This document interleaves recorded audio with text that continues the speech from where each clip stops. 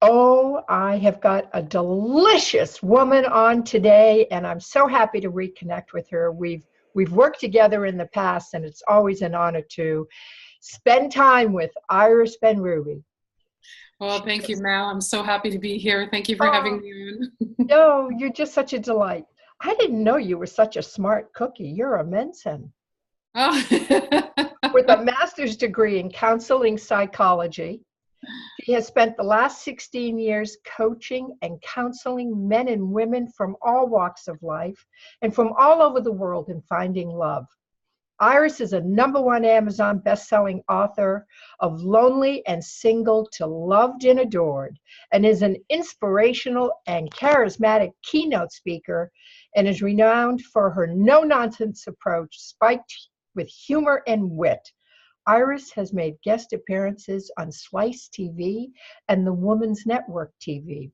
And she also hosts the Awakened Relationship Summit, which now goes into the 12th season with participants from over 125 countries. Iris shares her life with her love and soulmate, and when she isn't traveling, she enjoys riding her motorcycle, painting, dancing salsa, and jumping the trampoline. Lady, you got it going on. I do have a good life. Oh, I can't complain. oh, I guess not. So, I know you've got a new product out there, but I just love your work that you do in relationship counseling. And the topic that we're going to talk about today is in direct relation to what you now are putting out there, which is how to spark a man's desire. Because I think women have it all wrong. They walk around with low-cut shirts, and they're getting all kinds of procedures and injections and butt enhancements, and that's not what it's all about. So I would love for you to enlighten us a little bit. Yeah, it's really interesting that you talk about all the enhancements that women have because that's what society puts out there, that we need to be physically attractive. But then that's what you attract a man by, your physicality, and that's not who you are at the core. Because let's face it, we all get older, our wrinkles get deeper, our upper arms turn into wings. And so, it can put us on this never ending hamster wheel to keep our outside looking good because that's what we've been picked on or picked by. And really what you want to do is to really get who you are at the core. What makes you unique? What makes you a great partner? And that's what you want a man to pick you for, not because of what you wear or how low cut your blouse is or how much you've pushed up your breast or what's showing, but really what's the kind of partner you're going to be. Because otherwise, I like the example, somebody apparently asked Michelangelo how he sculpted the David out of a piece of rock. And he said, I simply removed the pieces that didn't belong. Mm. And so what happens over time with our experiences in relationships that don't go where we want, we have our heart broken, maybe cheated on, dismissed, some abusive relationships, is we start to cover ourselves with layers, right? And those layers are meant to protect us. But what it does is it covers our inner beauty of who we truly are at the core. And it's our job, just like Michelangelo, piece by piece, remove those layers that don't belong to really shine our radiance to who we truly are at the core. As we get older, Iris, as you mentioned, the upper arms get a little flabby, the breasts get a little lower. We get wrinkles, we get gray hair where we never thought it could grow. But men are not as accepting of all those things, which I think puts the pressure on women. What is your advice about, showing up, being authentic, wanting to attract that man, how to spark his desire, and yet honor yourself, be real, without feeling all that pressure of not being perfect? Yeah, so let me say that some men don't accept us the way we are. So it doesn't mean that you go out there on a date with stained shirts all wrinkled up, right? You take care of yourself, but you want to find that place on that continuum from totally letting yourself go to really defining yourself by your physical appearance.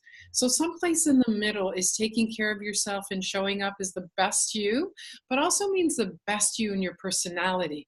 It means what makes you quirky? What makes you different? What do your friends appreciate about you? What have your last relationships really loved about who you are and what you bring to the world? And when you own that, you will shine in a way that external beauty can't do on its own. Doesn't matter how much makeup we wear, and you can see makeup. Doesn't matter how much we cover our gray hair or go to the gym. Yes, that gives us an external look, but it doesn't give us that radiance, that confidence that attracts men. The external only gives us I want to call it a temporary or a fake confidence. Because if we start to put on a couple pounds or things get a little flabby, then our confidence starts to go down. But once we really know who we are at the core in our value, that confidence stays. And who you show up in the world is someone who's radiant and attractive, and you start to get the attention that you may want or need, and you're the chooser. That's the part women need to get. That you have the ultimate power to say yes or no. Sometimes women get really freaked about, I don't want all that attention. But what if you could have that attention and never have to say yes? Or just pick the man you want to say yes to. Wouldn't that be great? Oh, that sounds absolutely spectacular. So tell me, how do we get there? Where do we find these men? There's all these dating sites for single women, but I think when you get to like the age of 50 plus, it's very, very difficult meeting new men of quality and caliber. Yeah, and I guess I look at it very differently. I really look at who are you attracting in your life and how's that a reflection of your own internal landscape. So if you're attracting men who are emotionally unavailable, where are you emotionally unavailable? If you're only attracting men that are into your physical appearance, then where are you only looking at yourself as a physical appearance? If you want to attract a man who's emotionally available, you need to be emotionally available. And what does that look like? It looks like the ability to be vulnerable, the ability to be real, the ability to be quirky. Like I remember my partner's always laughing at me because I'm always saying, where did I put my phone? Can you call my phone? I don't know where I put it. Like, it got to the point where I called my son on my cell phone and I said, sweetie, do you know what I did with my cell phone? And he went, Mom, you're kidding. So when I do that all the time. I call my phone. And what most of us do is we hide those parts of us, but those are our little quirks or little dorkiness or spazziness that make us us. We don't want to come off as a perfect package. We don't want to come off as somebody who's falling apart and is having chaos and drama every day. But if you're not perfect, you're going to just attract the man who's perfect for you, because it's hard to be with someone who's perfect.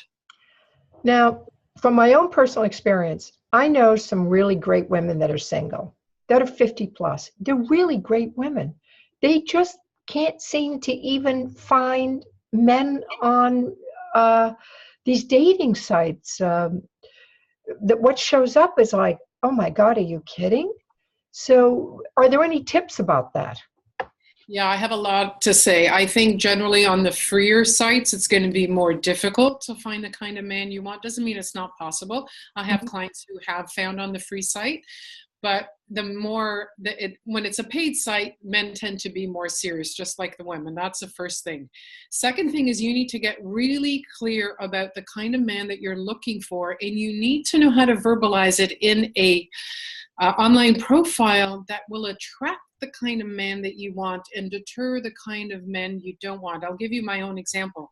When I actually did my research on my online site that I was on, and I found my partner, and I emailed him and I said, I love your zest for life, and I have this 2 same primary love languages. He responded and said, I haven't been this giddy and excited in a long time reading an online profile. And he started to respond line by line to my profile. So I had put out things that really connected to him and what he was looking for. And one of the lines he told me just recently that he connected to is, I wrote that at the Great Wall of China, I took the bobsled down with the wind running through my hair. And so it's a story that tells that I'm adventurous, I'm open to new things, I like to travel, I'm fun, I'm light. So we don't want to write our online profile like a resume. I'm this, I'm that, I'm looking for this, my kind of man will this, that. You want to start to use story. Just even hear my words. Like you could probably see me on that bobsled going down with the wind through my hair. That's a visual. And if you're the kind of man that likes adventure, that likes fun, that likes to travel, that's going to attract you. But if you say, I want a man who's loyal, loving, adventurous, honest, can be committed, that's just like a grocery list. It doesn't mean anything. We want to connect at the level of emotion on an online profile if we want a man that connects on a level of emotion as well. Now, in your new program, product, How to Spark a Man's Desire, do you go over this? Do you give some coaching to women on how to do these online profiles so that they put the right language in?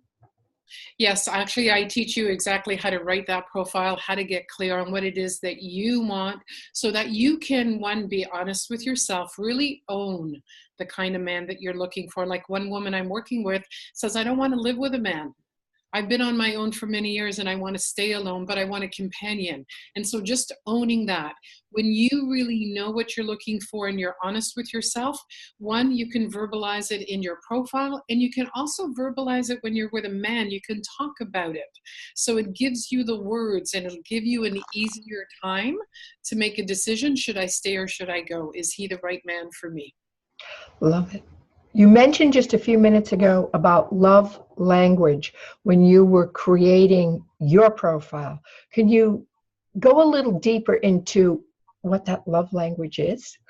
Yeah, so there are basically 5 love languages, and we tend to have 1 or 2 that are the top. So it can be physical touch, and that means non-sexual, caress, hug, kiss, holding hands.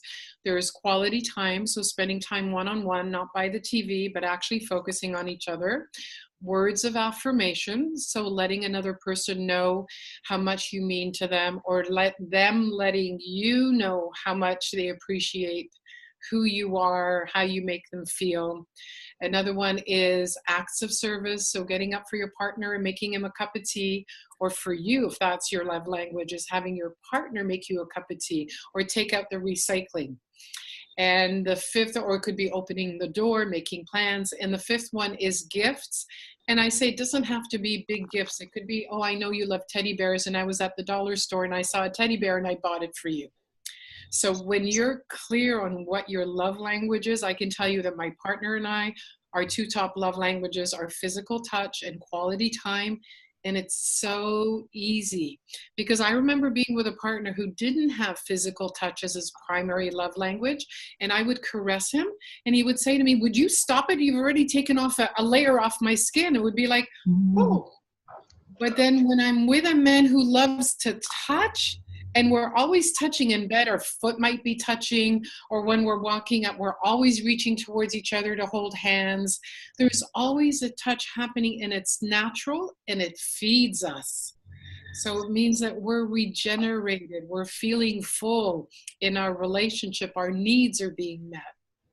So what happens is if we don't have the same love languages, basically we can't communicate from the beginning effectively or as best as we could. Or when we're not aware of what they are, we give the love language that we feel is right for us, and it's not hitting home for the other person. So if the other person has words of affirmation and you have physical touch, you might be touching that other person as an act of love, and he's like, I don't feel loved at all because she never says anything. So once we become aware of what the other person's love language, it's more of an effort to show them love and give them love in their language, not what feels right for us. And to also teach our partner what we need. How do you get a man to open up, to share what his love language is? Because most men are not going to understand that conversation. So how do you get somebody to say, look, I want to know more about you? Do you ask questions? Do you tell them about the 5 love languages and then say, which one do you think you are? How do you get to identify a man?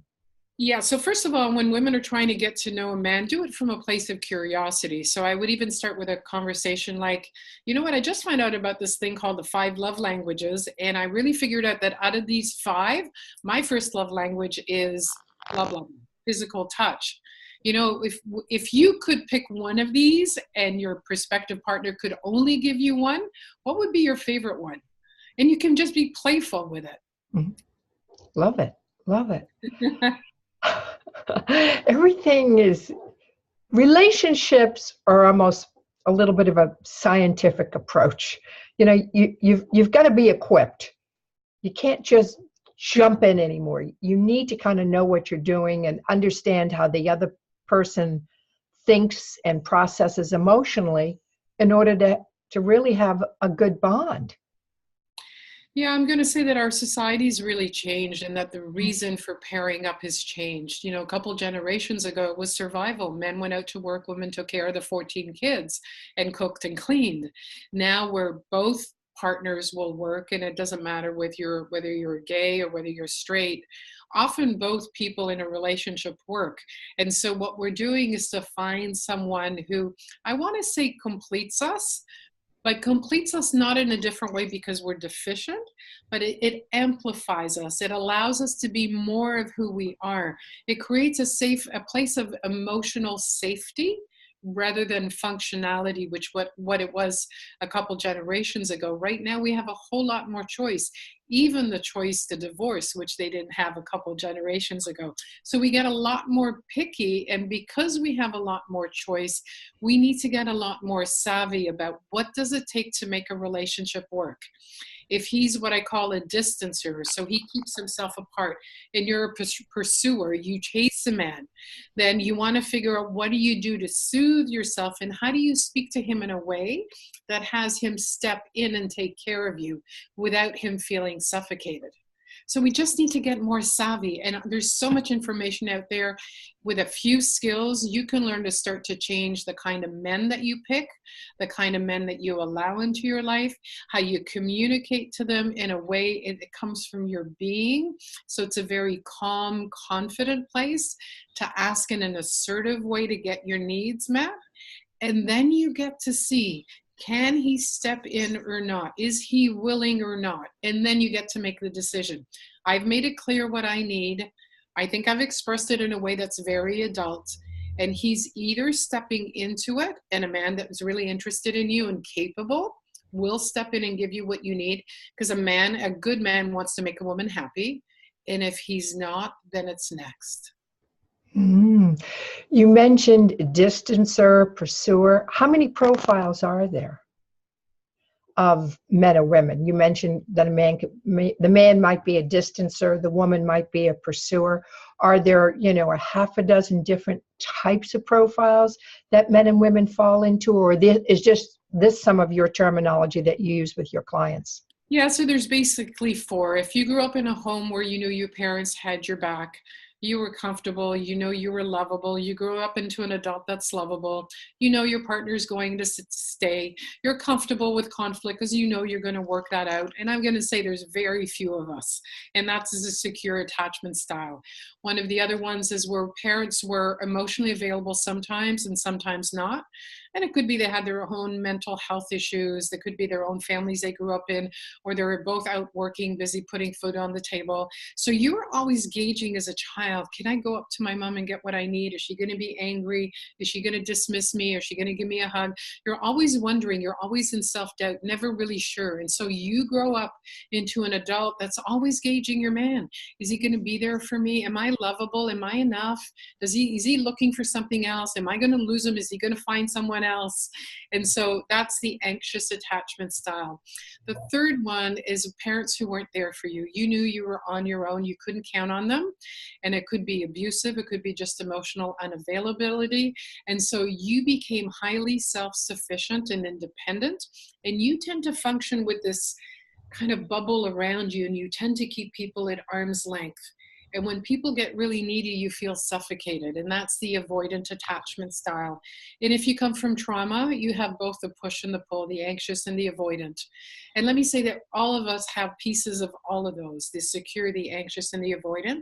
And there are different times that there are ones that pop up. And we need to be aware of what's happening in us. Is this something that I can soothe myself? Or how can I reach out to my partner? For those of us that are more anxiously attached, how can I reach out to my partner to get my needs met so that he doesn't feel suffocated? And the example that I like to use is that we're all born, we were connected to our mothers with an umbilical cord that gave us what we needed to thrive and survive. Once we were born, those were cut. But then we have emotional umbilical cords, and they all have like a plug at the end of them, and we're looking for an outlet for those of us that have an anxious attachment style. And we often couple up with a man who's avoidant, and women who are avoidant couple up with a man who's anxious. So the anxious attachment style is trying to plug into the avoidant outlet, and the avoidant is going, no, you're going to deplete me. You're going to suffocate me. So he pulls back. If the woman is anxious, he pulls back, she chases. He pulls back even more, so she chases even more. And so we need to break that cycle by learning how to manage ourselves and not be fully dependent on the man. And for women who see themselves as avoidant, arm's length, learn how to manage the anxiety when somebody needs you, because you probably often feel like you want to just peel somebody off of you. You get turned off by a man because he's too needy. And if a secure man shows up in our life and we have either the anxious or the avoidant, we actually have no chemistry because it doesn't feel natural like what we had in our families. Like for a woman who's anxiously attached, a man who's securely attached, there's not enough drama. So there's no passion, there's no excitement, no chemistry, but yet he's the man that's going to make you feel safe. He's the one that's going to be dependable. And so it's our work to really heal that attachment style, to take that plug and plug it into us so we can go, okay, I'm fine. Because as children, we were dependent on our parents to get what we needed. As adults, there's still some dependence on our partner, but we need to learn to take care of ourselves too. Oh, I love that. What a great explanation. What do you think the number one mistake women make when they're trying to meet men or start a new relationship? What do you see as like one of the biggest boo-boos they do? Yeah, I think the biggest mistake women make is that they want to be picked rather than be the picker. And when we want to be pick me, we turn ourselves inside out to hear what the man wants and become that and suppress the parts of us that don't fit what he wants. And so that we end up being in a relationship that really isn't authentic. And we have to put on a persona, play a role, and it's exhausting. You really want to be who you are at the core. Be silly, be spazzy, forget your phone, trip over your feet when you're running, whatever it is, and have a man pick you, not in spite of those flaws, but because of those, because he finds you endearing. And then you get to decide, is he the man that I want? As a woman, you get to be the picker, and that's a huge shift in mindset. Oh, I love that. Oh, that was like the golden nugget of the day here, the conversation. I love that. The picky and the picker. I know it's amazing how we mold ourselves into something that somebody else wants. And then a year down the road, 2 years down the road, you go, wait a minute, what happened to me? Yeah, how did I get here? How did I get here? Yeah. I'm not even close to living the way I want to live or doing the things I want to do or being with somebody that even remotely feels right. Yeah, big one. Tell the audience about your program, how they can get in touch with you. So if they'd like a deeper conversation about all of this, because the nuggets that you've given today are just so spectacular. So I'm going to invite them to two things. One, if they want to have a 30-minute conversation with me about how to get clear to pick the right man for you, go to talkwithiris.com and set up a time so that I can help hear what's going on in your life. What are the kinds of men that you've picked and how to shift that? So I'll help you set up a plan. And the second thing is, if you want more information on how to spark a man's desire and be the woman he wants, and remember that this isn't about turning into a pretzel, this is about being more of you. If you want to get clear on how to do that, then go to simplysuccess.ca/spark-desire. Wonderful. You know what I love about you, Iris? Not only are you this super smart, psychologist and counseling couples into finding love and being in an authentic relationship, but also your heart. You're very much involved in giving. I know that you travel the world. I saw posts of when you were, I believe, were in India. I think it was a year or two ago, when you were at an orphanage with children. And then you told me you were just in Nepal.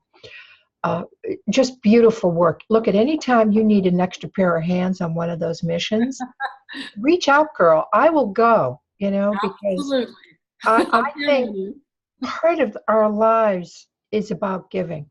And when we're able to give in that way, I think women can empower themselves by being able to serve and give from the heart.